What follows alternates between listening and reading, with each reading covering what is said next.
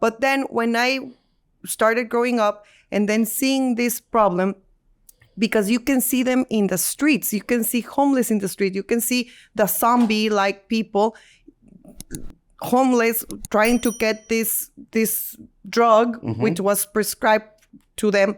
And right now I feel like, how can we change that, like the culture again? Like we're not going down. It's just like a phase. Yeah.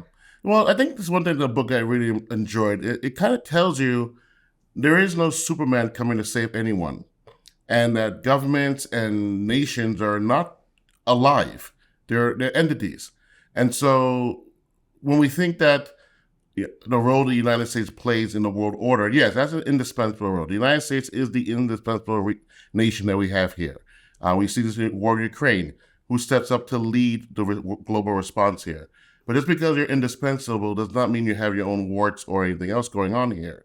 The difference is that people have the opportunity to step up and fight back, which the book really quite emphasizes how a person can make a difference. Yes. A single person can make something different. And in the U.S., you are able to do so, despite what obstacles are thrown at you. It's not a question of seeking perfection, because we never get perfection. I mean, aside from this opioid crisis, we have racism in the United States. We have poverty, as you mentioned, in the United States. We have homelessness. All these things are really true. But the flip side for the United States, while I'm proud of why we represent the U.S. government, is that we can talk about these things, because if you don't talk about them, they don't go away. Exactly. They continue. And if you don't put an effort to try to solve them, well, they're going to fester and continue. And that's the one thing I keep telling folks when you read books like American Cartel, is that, yes, the Sackler family and these companies, the Sackler family are humans. I take that one to the side for a second. But the companies like Purdue Pharma, the American, the long one, I can't think of the name right now, they're not people. So they don't feel things. They just do what they're doing. They're answering to their stockholders. Exactly. They're deciding to sell things. So they're not going to make these moral decisions that have to be done on the individual level to push something here, and then by people who are willing to use what laws we have to make a situation better. So I think when you talk about like the American school, I went to Jesuit schools my whole life.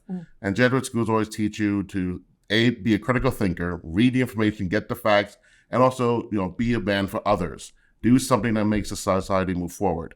And if we can take that kind of value system and push it forward, so that when we do see the zombies walking in the street, we know that something led them there. This was not necessarily a choice that they made to do well. Something put them there. And how do we get a system that can help each and every individual benefit from the system? Yeah, and I think there's also this issue that it has to be talked about that there's a really thin line, because there are people who really need these drugs. Yes. So this is like this that some people need them, but then they get addicted, and so it's like very difficult to manage. Absolutely. Absolutely. And that's the thing. It's not a simple answer. I think the book also kind of well presented the three types that happen here. You have the sports kids, kid who gets a sports injury, who gets given oxycodone, and then all of a sudden becomes an addict to painkillers. I can tell from my time, I used to run track and field. I fell down a mountain one day. What did they give me? Hey, Roger, take some codeine. I was 15. No questions, right? Over the counter, take some codeine. That's how quickly it can happen. Yeah. Luckily, in my case, it didn't happen to me in that way, but it's like, here, you're in pain, take this. And again, that study, that report that got twisted to say maybe opioids are as addictive, that's why Tylenol with codeine is sold over the counter. And so that's one category. But the thing that went wrong, very wrong in the system, is that you have doctors who are prescribing to people who needed the drug. You have people who are taking the drug. But then you have the corrupt doctors and the corrupt pharmacies that are willing to have to pass some bottles out to the street. Yeah, exactly. And that's another thing. So that part of corruption, which the distribution companies should have, rightly so, said, why are they ordering 10,000 boxes? Florida.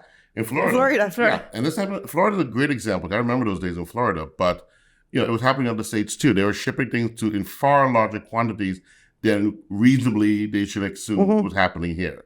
And then the third thing is the first person who gets accidentally addicted, which the person who either experimenting or they're taking pain medicine, they don't know, and they can't afford it, and they buy something off the street which is contaminated or now laced with fentanyl, and then that's a stat.